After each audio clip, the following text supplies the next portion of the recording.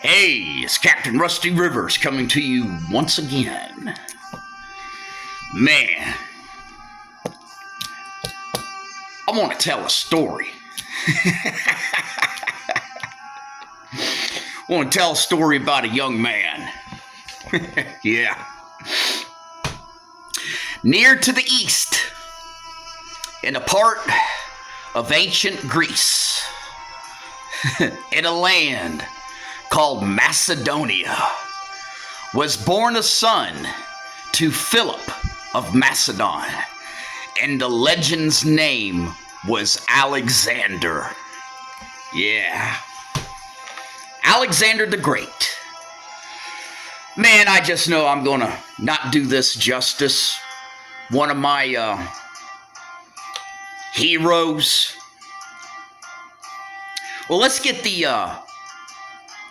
scholarly stuff out of the way first. Okay? Alexander the Great, he lived in the 300s BC. BC means before Christ. AD is a an ancient Latin abbreviation, which means Anno Domini, which roughly translates into in the year of our Lord. Now, I know that these woke-ass scholars today have now adopted something in lieu of AD. You know, they don't want to acknowledge Jesus. It's okay, I don't have to read it. But anyways, Alexander in the 300s BC, before Christ. So, you're talking about, somewhere around, let's see, about 350 years, give or take, before the birth of Christ. Alexander the Great basically became, he was the heir to his father's throne. When his father died, some say he knocked his own father off. But after his father died, he assumed the throne. He was like 18 years old. Okay. He had a famous horse named Bucephalus, which basically translates into a bull's head. See, I tell you, gentlemen, to start studying your ancient Greek and ancient Latin. It comes in handy. Like, for example, his horse's name, Bucephalus. Okay, cephalo in Greek, ancient Greek, means head, and the bu, of course, gets translated into English, and we get the word bull from Bucephalus, a bull head. Anyways, yeah, that there's a cute story about this wild horse that nobody would be able to tame, and one day Alexander observed the horse and noticed that the horse was scared by its own shadow, and so he put a sack over the horse's head and was able to mount it. Another Alexander story. But anyways, back to Alexander, why he's important. I dare say that without Alexander the Great, we would not, and I repeat, we would not have Christianity today. Pretty bold statement. That's why Alexander is so important. Now, I know you guys probably saw the movie. Yeah, the movie. Oh boy, man. Alexander spread Hellenism. Okay, that's like the equivalent of saying that he spread Western civilization far and wide. Okay, all the way into the Middle East and past the Middle East. All right. In fact, one of his orders that he gave to his soldiers later on was that he forced them to marry the local girls in the foreign countries that they just conquered, thereby sandwiching Western thought with Eastern thought. Boy, I almost said thought. Yeah, Alexander the Great spread Western civilization. Now, you see what happened is that he paved the way for Christianity. Okay, number one, he spread the Greek language.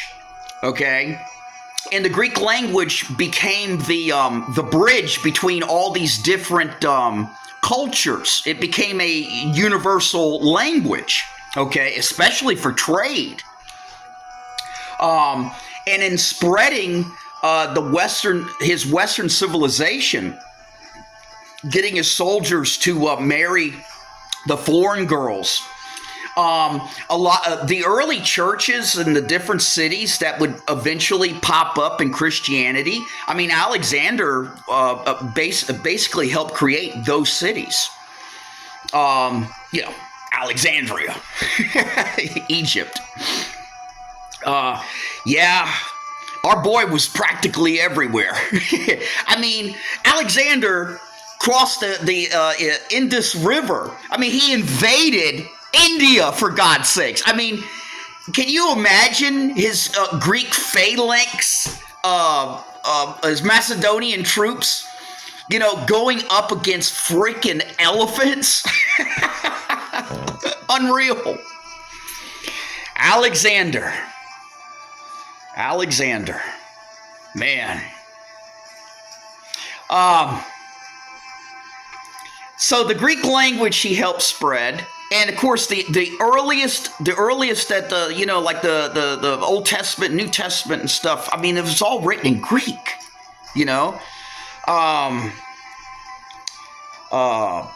Alexander also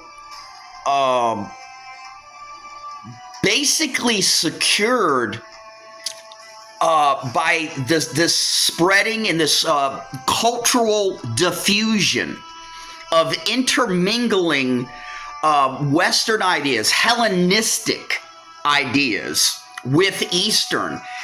Basically, he formulated an environment that later on would create a situation where Jews and Gentiles would then be intermixing. And so, you would see this later on. This cultural situation never would have happened if it wasn't for Alexander the Great. He went too far. Now you got to keep something in mind. There is perhaps no general, no leader, no president that would even be on par with Alexander's appeal to his men. His men loved him. I mean, they really loved him. They worshipped him. Okay, and he would do almost anything for his men. Okay, he always put his men first. He was just this one story. It was really famous. They all were trekking, out in the freaking desert somewhere, and man, ain't had water, nothing to eat or anything. And then somebody got a hold of some water, and they offered it to Alexander, and all of his troops were watching him. And he took that water and he poured it out. And he says, "I'm not drinking if my men ain't drinking." But to even get to come closer into our history, and this is just my opinion. Maybe Robert E. Lee's men, the love that Robert E. Lee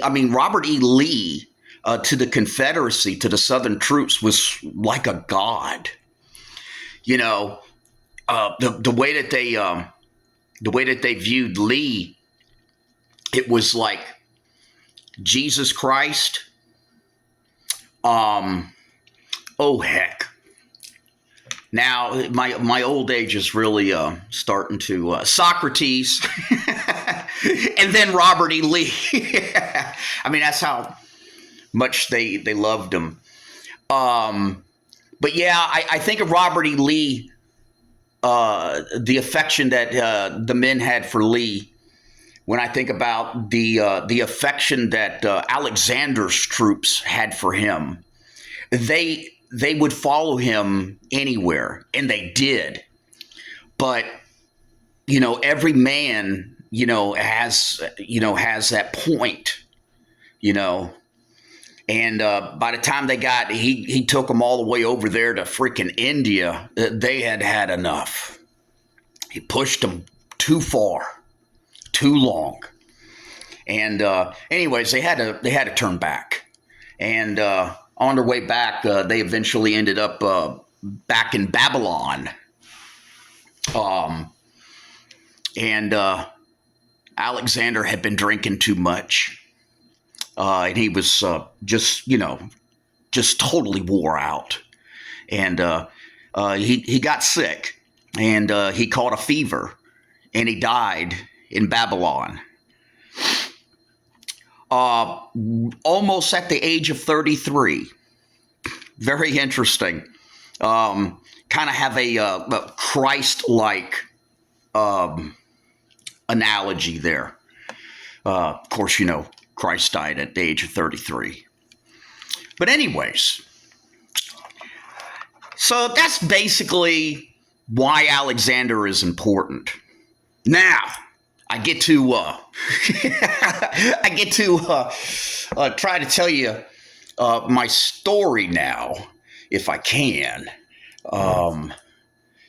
Alexander has some very famous stories, and I'm sure most of you probably have heard most of them.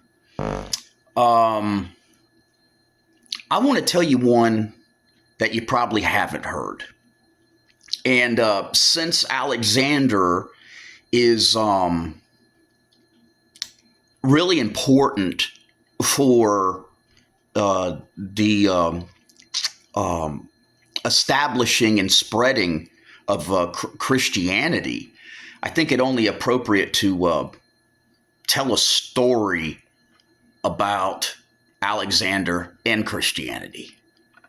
I gotta have my inspirational desert music playing. Okay, check this out. Now, in Alexander's conquest, okay,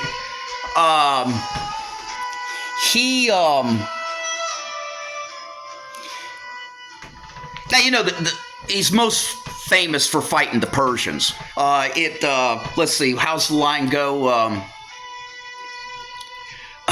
By the Aegean Sea in 334 BC, he utterly defeated the armies of Persia. Yeah. But anyways, when he was going around, he was conquering everybody. And Alexander did something really smart. He presented himself not as a conqueror, but as a liberator. Yeah. So he had the politics going, okay? But Alexander's really not really known for politics. He's known for, you know, kicking down the freaking door. You know, another story that you probably have heard as famous as the Gordian knot. You know, there was this famous knot that was tied, you know, and it was, you know, huge knot and everything. And it was in a certain place, you know, heading over there in the east. And the legend was, or the myth about the knot was, is whoever could untie this Gordian knot would become the master of all of Asia. Well, anyways, Alexander, of course, went to the Gordian knot and he tried to untie it, and he couldn't, So, he did what Alexander does best. He took a sword out and he cut the damn thing in two, thereby fulfilling the prophecy of untying the Gordian knot. All right, so getting back to my story. So he's going around, he's whooping everybody's ass, and he's freeing slaves left and right. And by the way, it was during this time period that, he freed a lot of Jews, okay? And, they eventually would go back to the homeland, That's a major thing, but that's a whole video all on its own.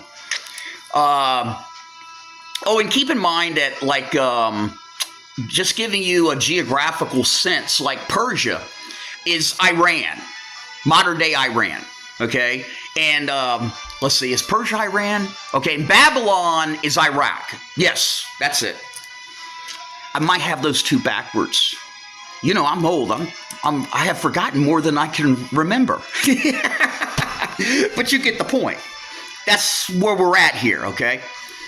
So, one of these places that he is attacking is almost like an island fortress. It's almost like a castle with a damn moat around it. Huge, body of water. I believe it was a Tyre. I know in the area it was Sidon, Sidon, and Tyre, Tyre. Yeah, these are also mentioned in the Bible, by the way. And this area is what we would call like modern day Lebanon. Okay, and by the way, that's where the Phoenicians were at. The ancient mariners. Lebanon. Yes, the timbers of Lebanon, or was it the cedars of Lebanon? Yeah, that's it. See, it's all coming back to me. So, anyways, Alexander was sieging this fortress city. Okay, that's what it was, a fortress city. And man, they were pretty well protected. Alexander couldn't get in, but that's what a siege does. A siege surrounds and basically cuts off all supplies coming and going. And eventually you'll starve the people out and they just, surrender. And the men inside are just too damn weak to fight. So anyways, Alexander let it be known that anyone that he catches giving supplies to the city that he was sieging, man, he was going to do some very, very terrible things to that place. He had already developed quite the reputation. So anyways, one of these cities in the area was Jerusalem. And Jerusalem decided that it was going to, continue supplying Tyre and, against Alexander's wishes, Pretty stupid, right? Yeah, that's what I was thinking. And so anyways, eventually Alexander crushed the city. Even though that they were still getting some supplies, it wasn't enough. But Alexander found out that Jerusalem, some of the merchants in there and whatnot had been giving supplies to Tyre after he told everybody, stay the hell out of this, So Alexander, as good as his word, he was going to Jerusalem to pay them a little visit. Oh my God. Can you imagine when the city leaders heard the news that Alexander was on his way? The whole city panicked. The whole city panicked. it was curtains for him. Game over. You know, Alexander was coming. So let me try to cut to the chase here. The head of the temple, the head priest, the high priest. You guys are probably familiar with probably the most famous temple high priest in history was Caiaphas. That was the high priest that was, on duty, so to speak, when Christ was crucified, and probably was one of the masterminds behind that. But anyways, this particular high priest, he calmed his people down. He told them, God will deliver them, and to have faith. Okay? And so that night, the priest went to bed, and the priest had a dream. Okay? And the following morning, that priest woke up, and he called all of the leaders of the city together. Okay? And he told them about his dream and what they should do. And this was a direct message from the Lord. And that all the city leaders needed to follow his instructions specifically. Okay? So anyways, here comes Alexander, in 50,000, Macedonian troops. And they're right outside the city. So Alexander decides to halt his troops there, let them get some rest before they go in and just lay waste to Jerusalem. I mean, really lay waste. I mean, when they got done, the whole entire place would just be turned to basically vaporized salt as far as Alexander was concerned. So Alexander decided, while his troops were resting up, he and his top generals and aides and, his entourage, personal bodyguards, whatever, they would just go ahead and ride ahead, to survey, get a closer look at what was going on, okay? Alexander's experienced this before, don't think that he didn't enjoy, listening to a city trembling in fear. So anyways, as Alexander got really close to the city, he did not hear the usual panic. He didn't hear all of the loud sounds and the sounds and hooves of donkeys and camels and everything, and people gathering their stuff together and packing it up and trying to flee the city. It seemed very quiet, and this fascinated Alexander, so he decided to go on in. So as he's coming in on the main road to Jerusalem, he sees that there's people lined up on each side of the road leading into the city. And they start cheering as Alexander approaches. And Alexander and his men are just like looking around going, what are these people smoking? They couldn't believe it.